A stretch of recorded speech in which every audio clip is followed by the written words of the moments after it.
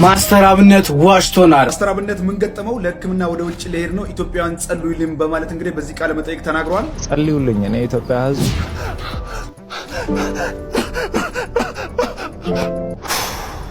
ለነሱ እኔ እርዳታ ሰበስብ ቁጭ ብዬ አይደለም መቀመጥ አልችልም። ማስተር አብነት ምን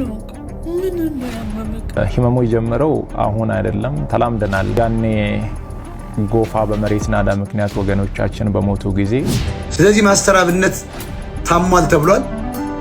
ሰውነቴ የመነመነ ነው ሄደው ምን እንደሆነ አላቅም። አሁን መጓዝ አልችልም ብሎ ተኝቷል ነው የሚባለው።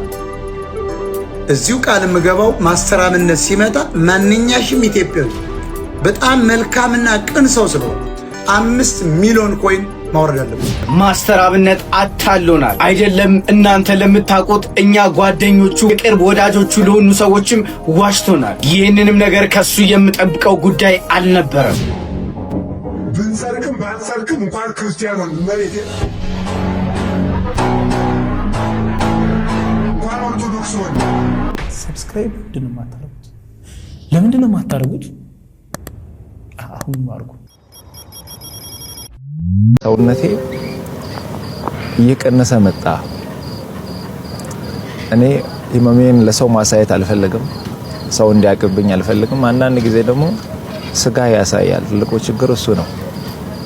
ጃኬት ብትደርብም ይታያል፣ ውስጥ ያሳያልና ጸልዩልኝ። እኔ ኢትዮጵያ ህዝብ አንድ የሚማጸነው አንድ ለኢትዮጵያ ህዝብ መናገር የሚፈልገው ከእግዚአብሔር በታች በእናንተ ጸሎት፣ በእናንተ እንባ፣ በእናንተ ምርቃት ነው እስከዚህ ያለሁትና አሁንም እግዚአብሔር በዛ መንገድ ያቆመኛል ብዬ አስባለሁ።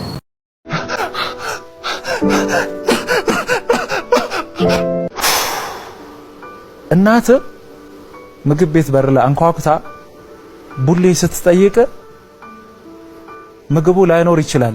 የሚሰጣቸው ምላሽ ደግሞ እጅጉን በጣም የሚያሳዝናቸዋል። ልብ ይሰብራል። በጣም ከዚህም የተነሳ እኔ አሁን አንዳንድ ጊዜ እናቶችን ከጎዳና ላይ አንስቼ ሆቴል ልጃቸው ሲገባ ይሄ ሆቴል ለኛ እኮ አይፈቀድም ይከለከላል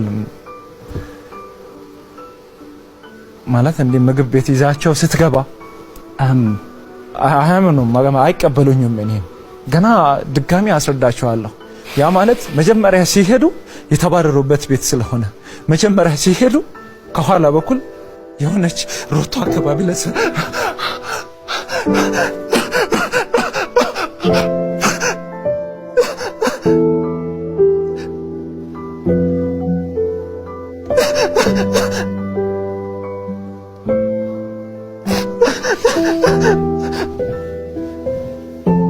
ሶሪ በጣም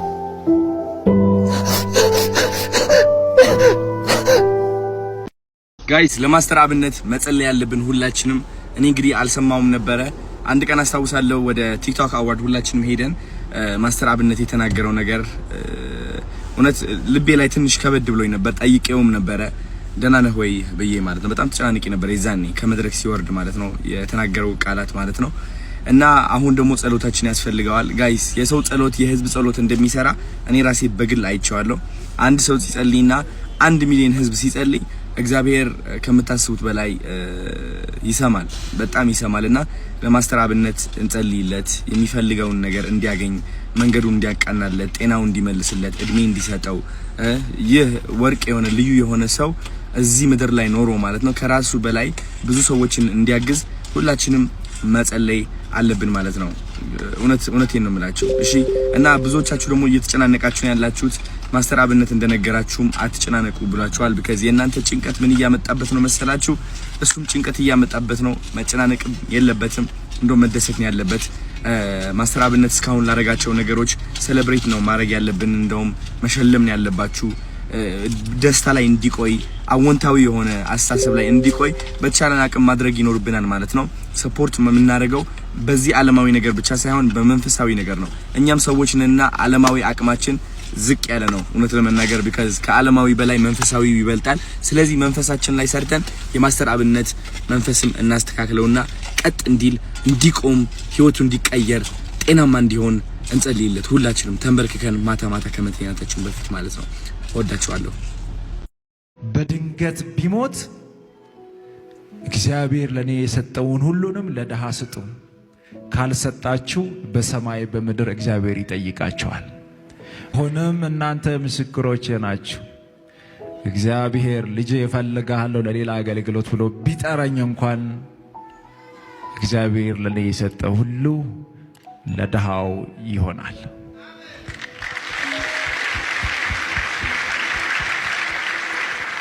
ታዲያ ከኔ ምን ተማራችሁ?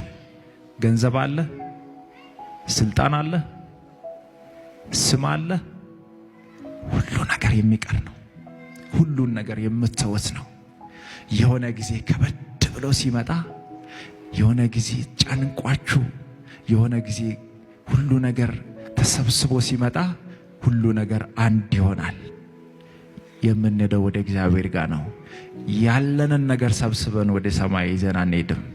የተሰጠን ኪሳችን ሙሉ የሆነው፣ ቤታችን ሙሉ የሆነው፣ አካውንታችን ሙሉ የሆነው እግዚአብሔር ለሌሎች ለሌላቸው እንድንሰጥ እንጂ እንድትጠቀሙበት አይደለም። ባላደራዎች ናችሁ። ለእግዚአብሔር ቤት የተሰጣችሁን ስጡ፣ ድሃውን መግቡ። በየሆስፒታሉ ታሞ ገንዘብ በማጣት ምክንያት ለሚሞቱ ሰዎች ገንዘብ ስጡ፣ ይታከሙ። እግዚአብሔር ደግሞ በእጥፍ ይሰጣቸዋል። ማስተር አብነት ታሟል። አይ ዶንት ኖ ዋይ ብዙ ሰው ስለዚህ ጉዳይ ለምን እያወራ እንዳልሆነ አላውቅም። አክቹዋሊ ብዙ ሰው ኤክስፔክት ያደረገው ነገር ነበረ መሰለኝ። ብዙ ሰው አይቶት ምናምን ማስተር አብነት ምን ሆኖ ነው እያለ ነበረ። ቲክታክ ላይ ጄኑዊን ከሆኑ ሰዎች ውስጥ አንዱ ነው ማስተር አብነት። ውጭ ሀገር ሰሞኑን ሄዶ እንደሚታከምም እየተናገረ ነው። ሂ ዋዝ ኢን ፔይን ማለት ነው። ለረጅም ጊዜ ሂ ዋዝ ኢን ፔይን፣ ፊቱ ያስታውቅ ነበረ እና ፈጣሪ ይማር። ሌላ ምን ማለት ይቻላል? ሰላም እንደምን ቆያችሁ? መታመሜን ሰምታችሁ በጣም ብዙ ሰዎች እየተጨነቃችሁ ነው። መታመሜን የነገርኳችሁ እንድትጨነቁ ፈልጌ ሳይሆን እንድጸልዩልኝ ስለሚፈልግ ነው። በእርግጥ አዲስ ሚዲያ ኔትወርክ ጋር በነበረን ኢንተርቪው ቆይታ ጋዜጠኛው በድንገት ሲጠይቀኝ መታመሜን ነግራችኋለሁ። አሁንም ቢሆን ሁላችሁም በየእምነታችሁ እንድትጸልዩልኝ እፈልጋለሁ። ህመሙ የጀመረው አሁን አይደለም፣ ተላምደናል። ዛሬ 1 ዓመት ከ5 ወር አካባቢ የሚሆን ይመስለኛል። ያኔ ጎፋ በመሬት ናዳ ምክንያት ወገኖቻችን በሞቱ ጊዜ ለማገዝ እዛ ነበርኩኝ። እዛ ታመምኩ። ከዛ በኋላ ህመሙ በዛው ነው የቀጠለው። እስካሁን ባለው የህክምና ክትትል እያደረኩ ነው። ቀጣይ ያለው የህክምና ሁኔታ በቅርቡ ከሀገር ውጭ ሄጄ በቂ ህክምና አደርጋለሁ። ህክምና ብቻ ሳይሆን በዚህ ሰዓት ለኔ የሚያስፈልገው ኢትዮጵያ እናቶች፣ ኢትዮጵያ አባቶች፣ ወጣቶች ሁላችሁም በየእምነታችሁ እንድጸልዩልኝ እፈልጋለሁ። እኔ ወደ ህክምናው እስከሚሄድ ድረስ የታመሙ አልጋ ላይ ያሉ ወገኖችን እያሳከምን እንቆያለን። በመጨረሻም አንድ ማለት የሚፈልገው በዚህ ሰዓት ለኔ የሚያስፈልገኝ አንድ ነገር ብቻ ነው። አሁን ከሚነግራችሁ ነገር ውጪ ለኔ ምንም ነገር አያስፈልገኝም። ሁላችሁም በየእምነታችሁ ጸልዩልኝ። ጸሎትና ጸሎት ብቻ ነው የሚያስፈልገኝ። ከዛ በተረፈው እግዚአብሔር ሁሉን ይችላል። አመሰግናለሁ። ህይወቴ ግን ቅር የሚል የጎደለኝ የምትለው ነገር ምንድነው? አቤ ጤና፣ ሁሉ ነገር ሙሉ ነው። የሚበላውን አላጣውም፣ የሚጠጣውን አላጣውም፣ ሰው አላጣውም። ጤና ነው ያጣሁት። እግዚአብሔር ግን እንደሚያድነኝ አምናለሁ። እሱ ይፈውሰኛል። ሌላ ምንም ያጣሁት ነገር የለም። ግን ደግሞ እግዚአብሔር አለ። ከሁለት ወር በኋላ ግን ከሀገር ውጭ እሄዳለሁ፣ ታከማለሁ። የምርተን ነው? አዎ። አንዳንድ ነገሮችን ከመውጣቴ በፊት ማስተካከል የሚፈልጋቸው ነገሮች አሉ። እኔ ሲሄድ የሚበላሹ ነገሮች አሉ። እኔ እስከሚመለስ ድረስ እኔ የጀመርኩት ራዕይ መንቀሳቀስ አለበት፣ ቆሞ መጠበቅ የለበትም። የያዝኩት የኢትዮጵያን ሕዝብ አደራ ነው፣ የእናቶችን አደራ ነው፣ የአባቶችን አደራ ነው። እኔ አንድ ሰው ብቻዬን ብዙዎችን እየመጥፋት የለብኝም። እኔ ራሴን እየጎዳው እዛ ቦታ ላይ እኔ ራሴ ወድቄ ሌሎችን ማቆም አለብኝና በተለይም የጀመርኩትን ይህንን ተቋም በዚህ 2 ወር ውስጥ መስመር ውስጥ ማስገባት አለብኝ ብዬ አስባለሁ። ይህንን ለማድረግ በቅርቡ ወደ ደቡብ አፍሪካ እሄዳለሁ። ደቡብ አፍሪካ ላይ ደጋግ ልብ ያላቸው ኢትዮጵያውያን አሉ። ለዚህ ራዕይ ድጋፍ ያደርጋሉ። መሰረቱን መጣል እፈልጋለሁ። ከኔ ጤና የሚያስቀድመው የዚህን ተቋም መሰረት ማስቀደም ነው። እዛ ሄጄ እመለሳለሁ አልመለስም እግዚአብሔር ነው የሚያውቀው። እኔ እዚህ ያለው ግን መሰረቱን ሳላስተካክል ከሀገር ውጭ መሄድ ፈቃደኛ አይደለሁም። ከቤተሰቦቼ ጋር ያለው ትንሽ የሚያጋጨን ነገር እሱ ነው። ጊዜው ደርሷል። እግዚአብሔር መልካም ነገርን ያደርጋል። ምንም የሚያሳስብ የሚያስጨንቅ አይደለም። እግዚአብሔር በእኛ የጀመረውን በእኛ ይጨርሳል። እስኪ ስለ ማስተር አብነት ጥቂት ነገር እኔም ልንገራችሁ። ሁል ጊዜ ስለ ማስተር አብነት ቪዲዮ ስሰራ ወይም ደግሞ መድረክ ላይ የማወራ ከሆነም እሱ እየታመመ ለሌሎች ህመም የሚጨነቅ እሱ ሳይበላ ሌሎች እንዲበሉ የሚያደርግ ብዬ ስናገርም እሱ ግን ሁል ጊዜ ይናደድብኝ ነበር። እንዲህ አትበል ይለኛል። ምክንያቱም ደግሞ እኔ እስከዛሬ ስሙን ጠርቼው የማላፍረው አምላኬ ያድነኛል፣ ከብዙ ችግሮችም አውጥቶኛል። ይሄን ጉዳይ ህዝብ መስማት የለበትም፣ እኔው እችለዋለሁ፣ ከእግዚአብሔር ጋር እነጋገርበታለሁ፣ ለዚህ መፍትሄ አገኛለሁ ይላል። አመት ከምናምን ጀምሮ ይሄንኑ ንግግር ከአፉ ጠፍቶ አያውቅም። ነገር ግን እኔ እየተመለከትኩት ነው። ይሄ ሰው ያማዋል፣ ይሄ ሰው ምግብ አይበላም።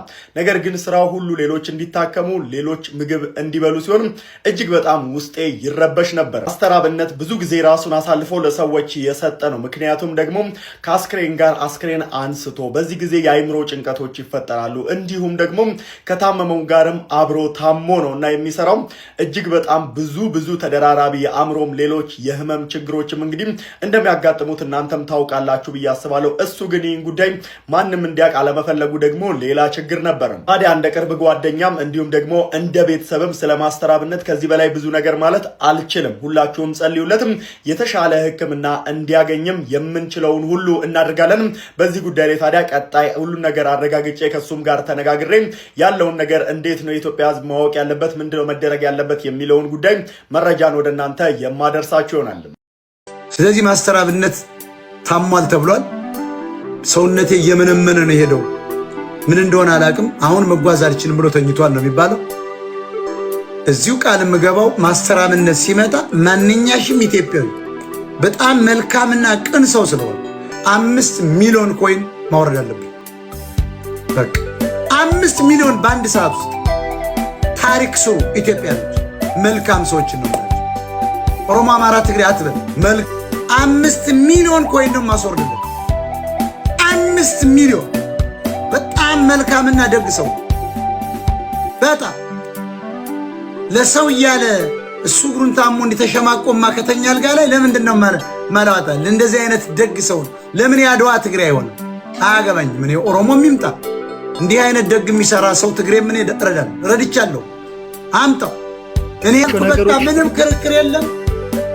እሁድ ቅዳሜ፣ አሁን ቅዳሜ ከምሽቱ 2 ሰዓት አምጣልኝ። የራሱን ፔጅ ክፈትና በራሱ እንትን ላይ ብለኔ አንድ ኮይን አልፈልግም። ስትመጡ ለማስተር አብነት አንበሳውን በሙሉ የምትወርዱ 5 ሚሊዮን እንዲያው አምጣው። ወደ ውጭ ሀገር ለምን አሜሪካ ይሆን እናሳክመዋል፣ ይታከማል። ልክ ነው። ሞጣዬ እንደሱ ያለውን ደብቀው መልካም ሰው አባረው። ግን እሱ መልካም ሰው የለመነው ለሌላቸው ነው። አጥቶ አይደለም። እሱ የተበሳቆለው ለሌላቸው ነው እንጂ አጥቶ አይደለም። ለራሱ ቢሆን ይከብራል፣ ይዘርፋል።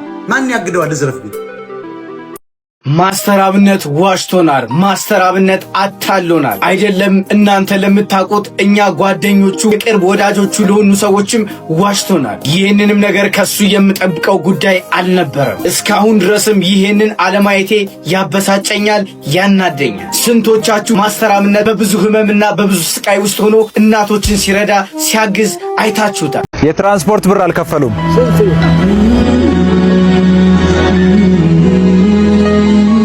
አባባ ወዴት እየሄዱ ነው? ሾኔ ይምጡ። እሺ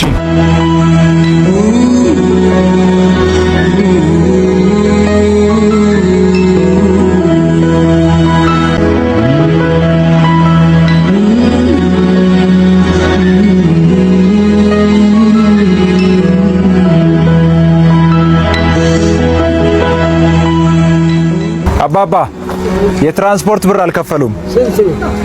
ስንት ብር ነው ትራንስፖርት ከዚህ በፊት የሚከፍሉት? ስንት ብር ነው? የያዙትን ይስጡኝ፣ ችግር የለም። 50 ብር ነው አባባዬ። ሌላ የለም። ይሄ ብቻ ነው ያለውት? በእውነት? እሺ አባባ ይያዙ። ስለማንኛውም ይሄንንም ይያዙ፣ ችግር የለም። በቃ ይያዙ፣ አይክፈሉ።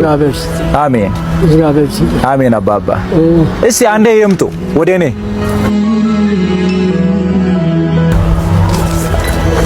ጋቢ ይግዙበት። እሺ። በዚህኛው 5000 ብር ደግሞ ለቤት የሚያስፈልጉትን ቀለብ ይግዙበት የኔ አባት። አንድ ላይ 10000 ብር ነው። እሺ አሜን። እግዚአብሔር ማሪው አሜን። እግዚአብሔር ማሪው አሜን። ለሌላ እግዚአብሔር ማሪው አሜን። አፋሽናኮ አሜን። እሺ አባባ ይሄንን ብር እዚህ ላስቀምጥ።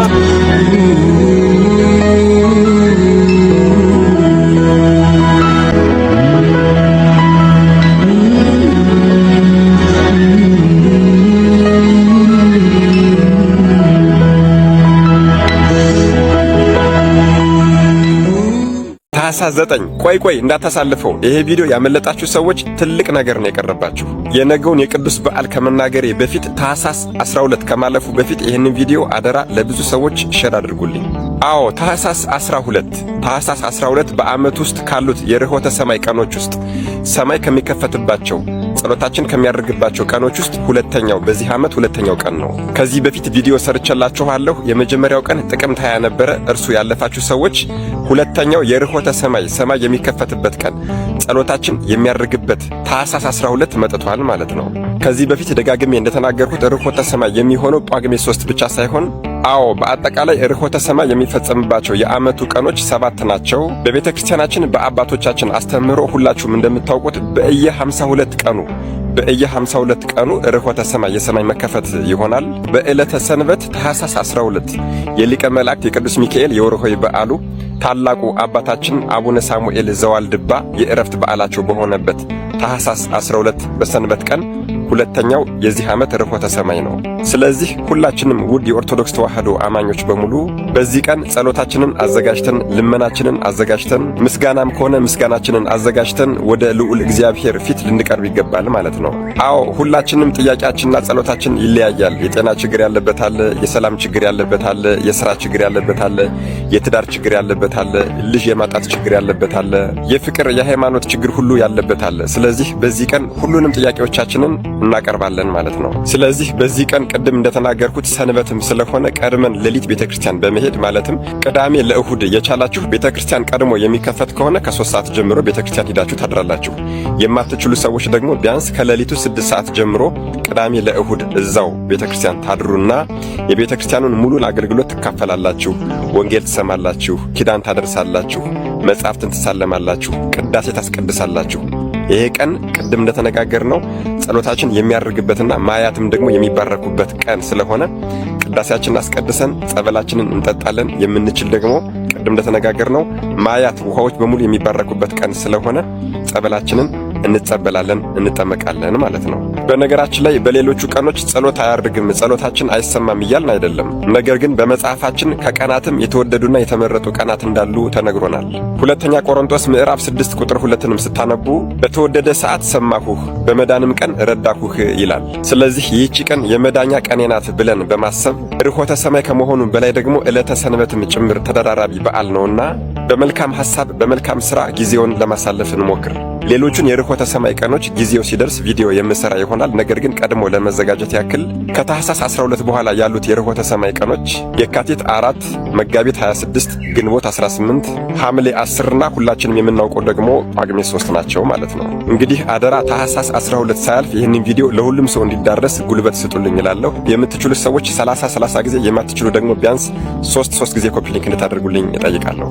እሺ ወደ ነገው በዓላችን ስንመለስ ነገ ታህሳስ 9 ማንኛውም ሰው ትንሹም ይሁን ትልቁ በጸናችና ፍጹም በሆነች ሃይማኖት ሆኖ ወደ ቤተክርስቲያን ቅጥር ግቢ ውስጥ ሄዶ ቅጥር ግቢ ውስጥ መግባት ባይችል እንኳን በአጥሩ ላይ ቆሞ በአንተ ስም የሚለምነኝና የሚማጸነኝን ሰው በሙሉ የጠየቀኝን የለመነኝን ያሻውን በሙሉ እፈጽምለታለሁ የተባሉት ሰማዕት ዘእንበለ ደም ያለ ደም መፍሰስ ሰማዕት ሆነው የተቆጠሩት ቅዱሱ አባታችን አባ በአሚን ታማኝ በሰማዕትነት ያረፉበት ቀን ነው። ሙሉውን ቪዲዮ ነገ ማለትም 5 ሰዓት ላይ እለቅላችኋለሁ። መድኃኔዓለም ኢየሱስ ክርስቶስ አስተዋይ ልቦናና ሰሚ ጆሮን ይስጠን። አሜን። ይቆየን።